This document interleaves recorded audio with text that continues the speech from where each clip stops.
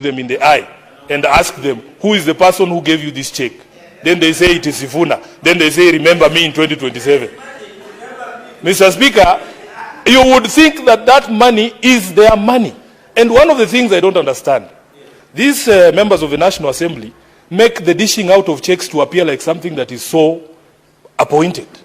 Like a clerical job, who cannot dish out, if your office wrote checks, how difficult is it to distribute checks? It's a physical transaction. So they come and make noise here and tell us all about how children will not go to school. Honorable Speaker, and that check has 2,500 shillings on it. There are people here who are educating children and they don't even announce it. Honorable Speaker, they should come to our offices so that we tell them all those children that I have paid school fees for. Even if you see a single one of them with a picture of Sifuna, you should ask me. They go there and they say, this is the so-and-so who did it for me. But you don't see me presenting checks here in Nairobi saying, oh, Sifuna is issuing bursaries today. That is not your money. Can you show us photos of you issuing your own money so that you leave this public money aside, Honorable Speaker? Then, Honorable Speaker, the majority leader even wanted us to extend this thing to Plex. There was a young man who was going around this country called Morara, auditing national projects.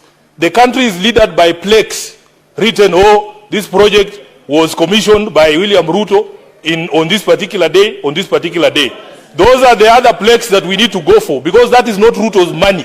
He should also remove his name on those Plex. Honorable Speaker, it is the truth. The majority leader told us we need to extend it to Plex. I can show you those Plex. Senator Sifuna, there is a point of order again from Senator Chalge. Mr. Speaker, I rise again understanding 101 on contents of speech, Mr. Speaker. This obsession by Senator Sifuna or President William Ruto must stop. If he wants to discuss the president, he should bring a substantive motion. Then we can handle at that point. He should stop this obsession, Mr. Speaker. Please, protect, because the president is not here to defend himself. Because when you are making such assertion against anyone, they have a right to be here to defend themselves. But since he's not here, he should just stop dragging. You know, majority leader can defend himself because he's here, Mr. Speaker. Can the Honorable Senator withdraw and apologize or substantiate, Mr. Speaker? Because when he says there are plaques that are littered with the name of President William Ruto in the country, that is not a statement of fact and standing order 105. Senator Chalage, just a minute ago, you are requesting to be given the names of the governors. Correct. You have the plates. No. Also, you mentioned the name of a certain governor. Correct. Mr. Speaker, can I finish? Speaker, can I finish? Mr. Speaker, can I finish? Too long. Can I finish? Listen, Senator Chalage, since too long cannot make a right. Also, Senator Sifuna, there was a communication from the chair about that standing order to avoid mentioning names of state officers who are not in this house. Maybe unless you bring a substantive motion. Honorable Speaker, can I finish? The phrase. Sit down, Bwana.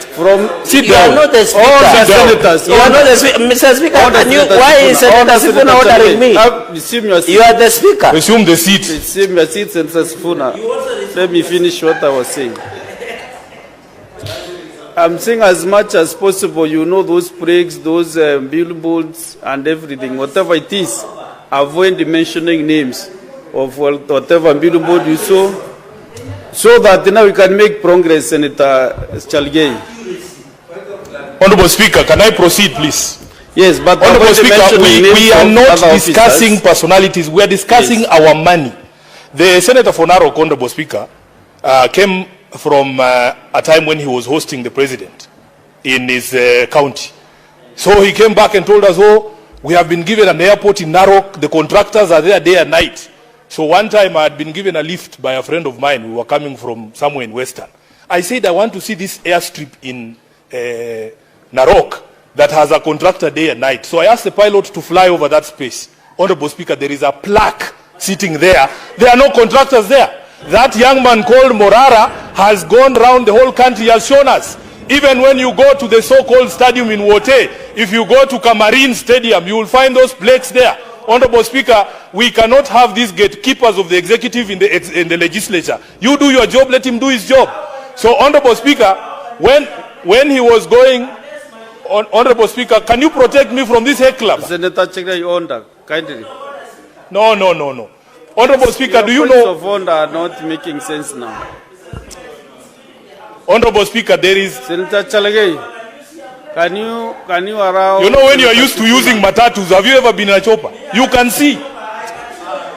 No. Honorable Speaker, protect me from Senator this. Chalagay. Senator Chalagay, I'm giving you the first warning this afternoon. I'm giving you the first warning. No point of order. Honorable Speaker, just please. let Senator Sifuna be in silence. Thank you. To conclude his. Honorable Speaker, so the point that I was making, Honorable Speaker, is that those plaques with names of either projects that have been started or concluded should bear the same sign that I told you about, the Road Maintenance Levy Fund. It should say, your taxes have built this stadium in Wote. Your taxes have built this stadium in Kamarin, which doesn't exist, by the way. Honorable Speaker, let me conclude by commenting on something he said. And I was very quiet when he spoke, so I hope he will be quiet too. Honorable Speaker, as a responsible government, you cannot tell us to wait for you to face you in 2027, and you are killing us today. Albert Ojwang is in the ground. He will not be able